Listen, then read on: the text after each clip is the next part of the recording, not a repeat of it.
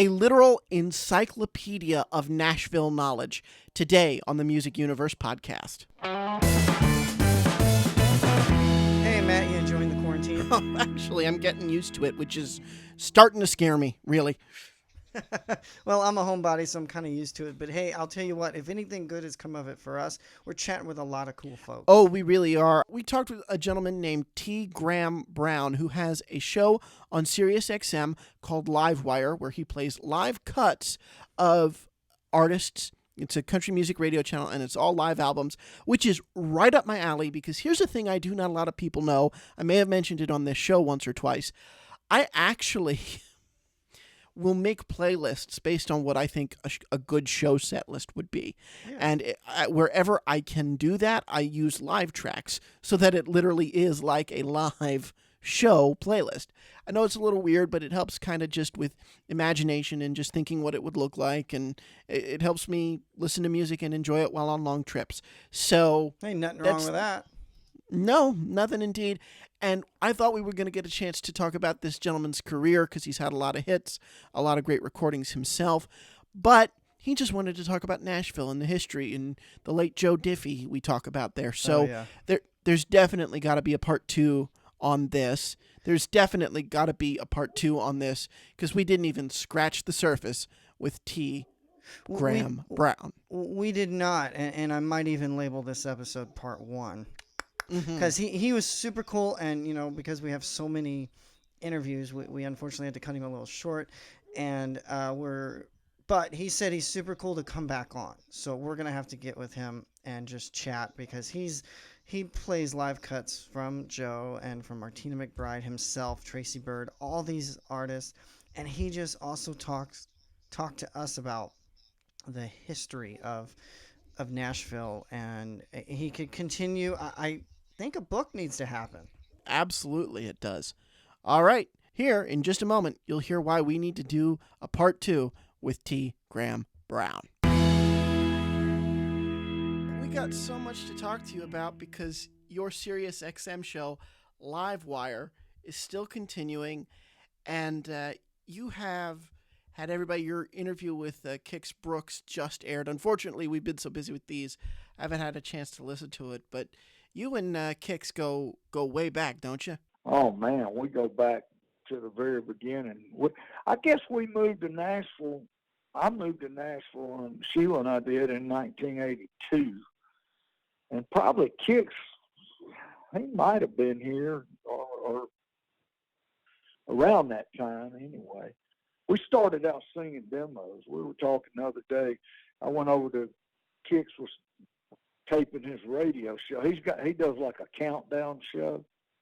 So I went over to the place he does that, and we were yakking back and forth. And we were talking about there was a Moe Bandy and Joe Stampley. There was like a craze kind of you'd call. They had an act called Moe and Joe, and they were all comedy songs. Anytime a songwriter in town Kix and I were singing demos back there, and we always got the call if some songwriter wanted a demo or something they wanted to pitch to Moe and Joe. So we got to be Moe and Joe back then.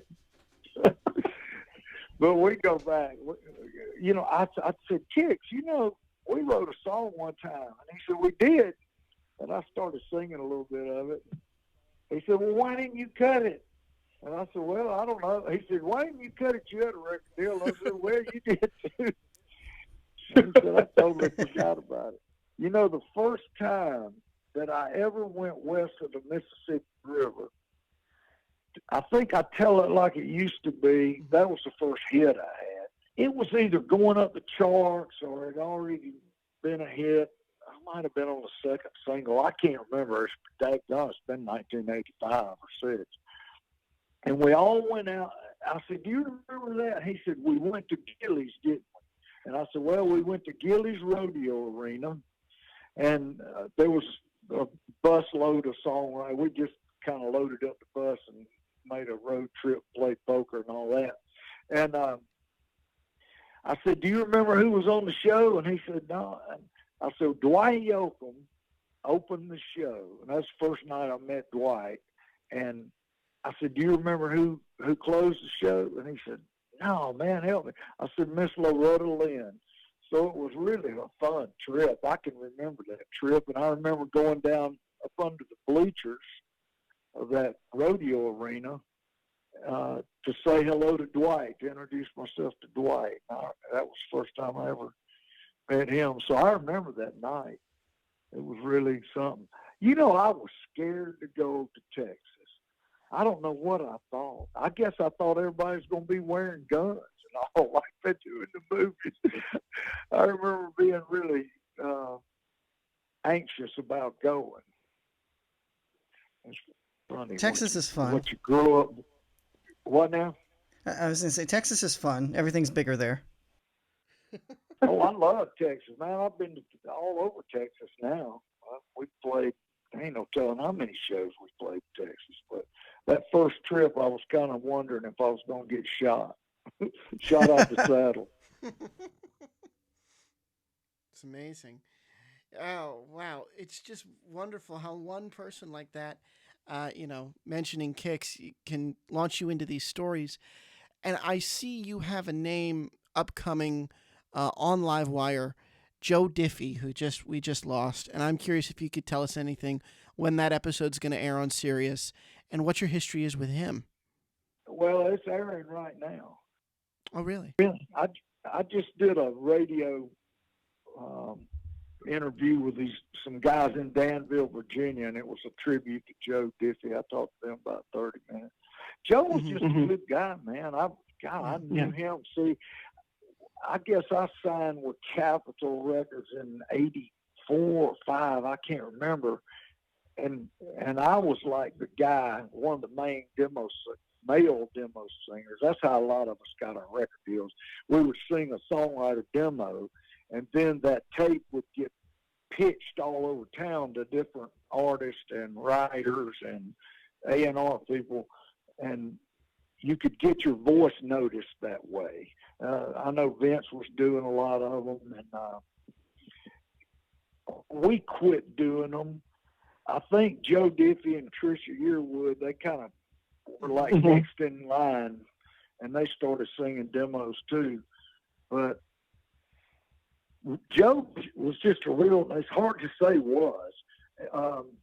Joe was just a really nice guy, a regular. I told those other guys it's a cliche to say a regular Joe, but he was just a regular guy. Like I'm pretty much just a regular guy too, and we just never really went around star tripping or any of that stuff. We were just all hillbillies anyway.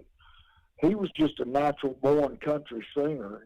He didn't put on or try to be country when he wasn't. He was a natural at it. And I'd see him at the Grand Ole Opry a lot. He always had a smile on his face and maybe a joke to tell. I saw him a few months ago, actually on the stage of the Grand Ole Opry House. We were doing some sort of tour. They had some big shots coming into town, and they needed a couple of hillbillies to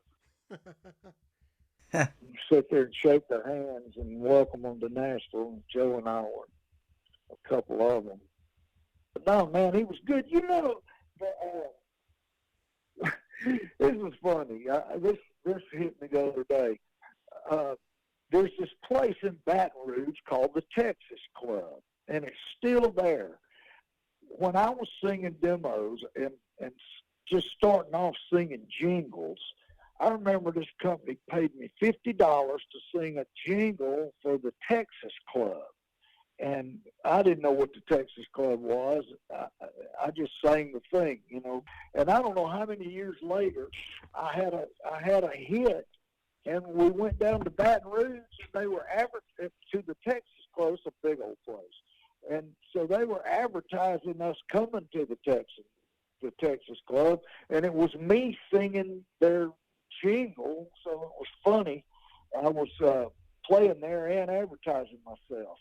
And I remember it must have been, 1990 or something like that. And I remember a guy coming up. I even remember this guy's name. His name was L. Mixon Wilson. Because I remember it because it's like T. Graham Brown, and his was L. Mixon Wilson. And he came up to me and introduced himself, and we were talking, and this was out in the parking lot of the Texas Club at the bus. And he said, have you ever heard of this song called Home? And I said, no, man, I hadn't heard of it. So he played it for me. And I said, well, who is that? And he said, Joe Diffie. And I thought, wow, that's, I like that, right off the bat. And that's the first time I ever heard of Joe Diffie.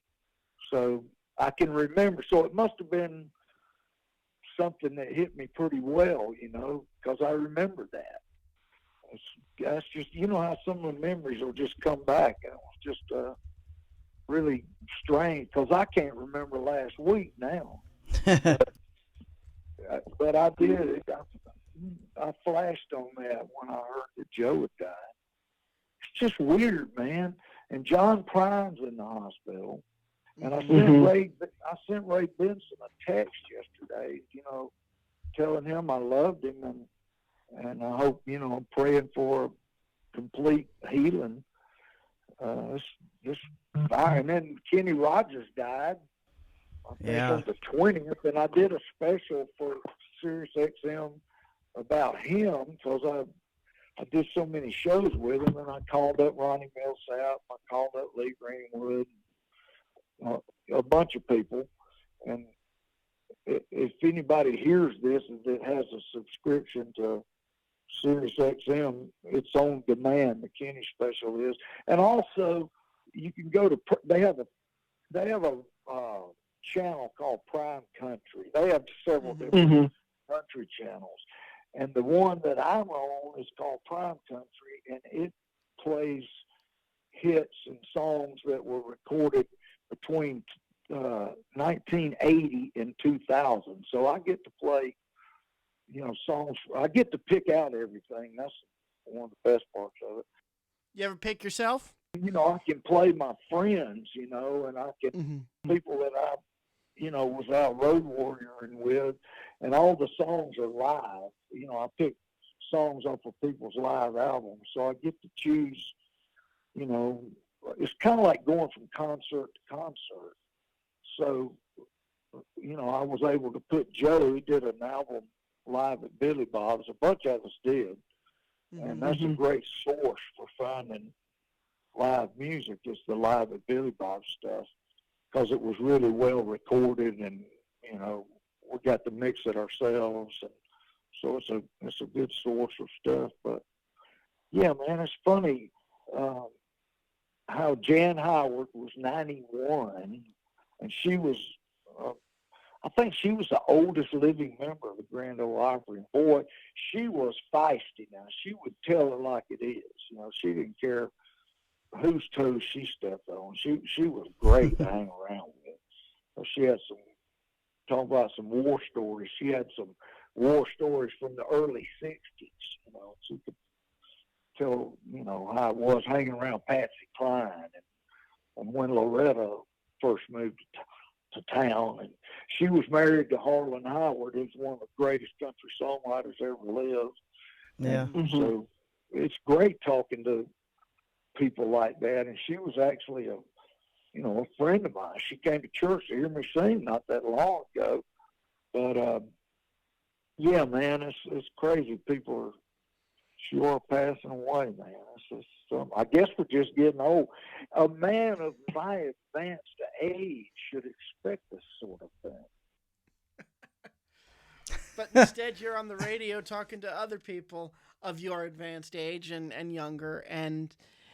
But it gives me a sense of community that Nashville has. You said Jan came to hear you at church, and it just seems like you all talk to each other. I mean, no other music I think has that than country music, the sense that you all belong together. I lucked out. I came along at a great time. First of all, I got the greatest job in the world. I get to make people happy for a living, and that's such a joy. I've been blessed by God. It's kept me healthy, kept my voice working, and I've had a great career. And I tell people that I've gotten to work with, get to know, and become friends with, and they actually liked me or liked me. That was the most amazing part. But I got to work with all the one-name people like Conway and Loretta and George and Tammy and Willie and Waylon and Merle and Kenny and Dolly and Reba and just on and on. You know, I've had a blast, and I'm having more fun now than I've ever had. Sheila and I are, because the pressure's off. We're not out there chasing a hit. We're doing what we want to do. I mean, we're sitting at home right now during the virus. All of our shows got canceled. We had the biggest year schedule this year than I've had like in 15 years, and it's just dumb luck that all this other stuff's happening. You know, I'm hoping we can, start back at least by the summer, but I don't even know, who knows? Yeah, I'm here in July 1st for a lot of the Live Nation tours, so hopefully that'll stay on par, or if not sooner. But tell us how you got your big break from demo singer to getting your own record deal. Man, I was a big fish in a small pond down in Georgia.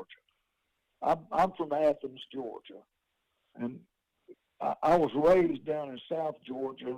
My daddy moved us down there. My family are farmers. We've always been in agriculture. My daddy moved down to South Georgia and built a grain elevator.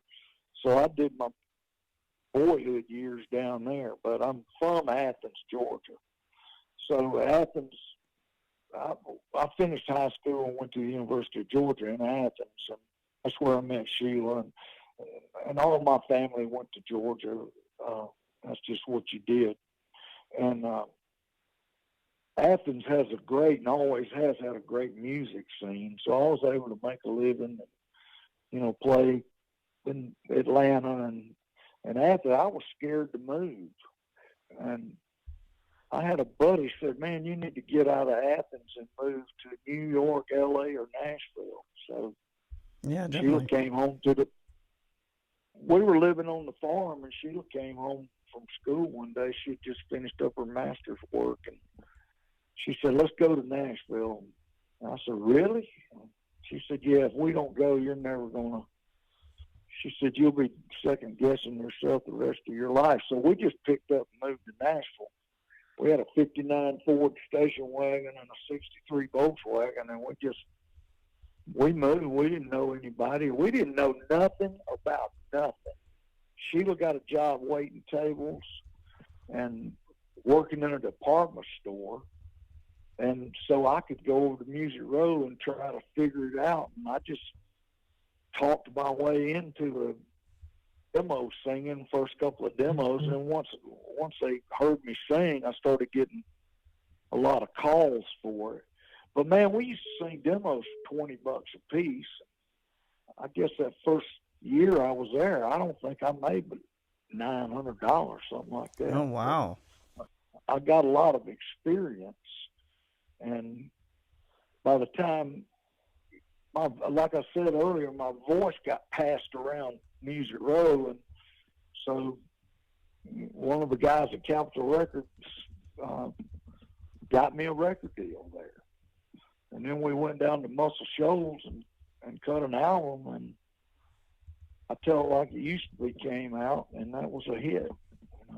I had one single before that that's never made a record. It was called Drowning in Memories, but it's never been on an album. But it went to number 39, I remember, and that was enough for Capitol to call for an album. I had what they call a singles deal. You could get what they call a singles deal back then, and I had a 6 singles deal, which means that a record company, well, a lot of people had singles deals.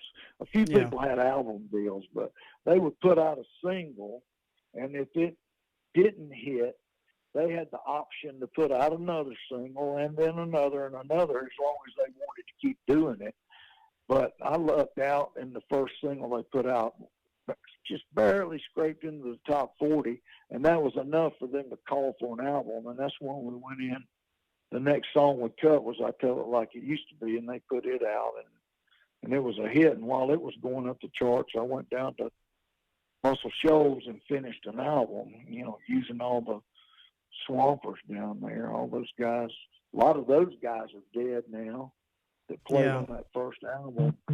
But I did my first 2 albums in Muscle Shoals. Nice. I know a lot of great musicians come out of there too. So you had some of the best in the industry then. Oh man, yes, the very best. They played. Those guys down there played on so many soul hits, and they were all white guys. Every one of them, and they played on so many soul hits. And then the same way in Memphis, Steve Cropper and that bunch over there, Booker T and MG. Of course, they were about half and half black and white, but they played on,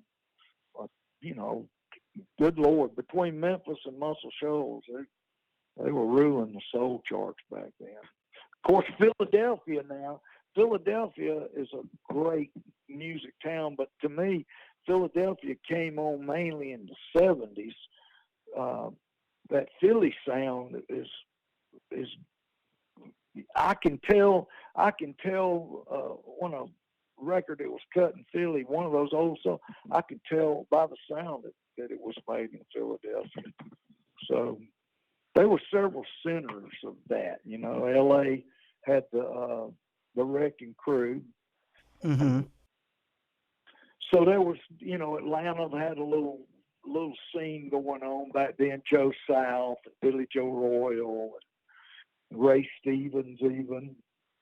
The Atlanta rhythm section. The Classics 4, Dennis Yost and the Classics 4, and the Atlanta rhythm section played on all those hits from down there, and then they started putting their own records out, and they had a bunch of hits too. So there's different pockets and of course Nashville. Oh yeah. Mm-hmm. And then Macon, Georgia was big when I was in high school. The Allman Brothers and Marshall Tucker and Wet Willie and all that bunch cut down there. So it was neat. It really was neat. I came up at a good time, man. Things weren't so, I don't know, corporate, I guess, is a way to say it. There was just a lot of cool stuff going on. Like Leonard Skinner, they were huge, and you got the Almonds cut live at Fillmore East, and that might be one of the best rock and roll records ever made in history. And there's just been some, places.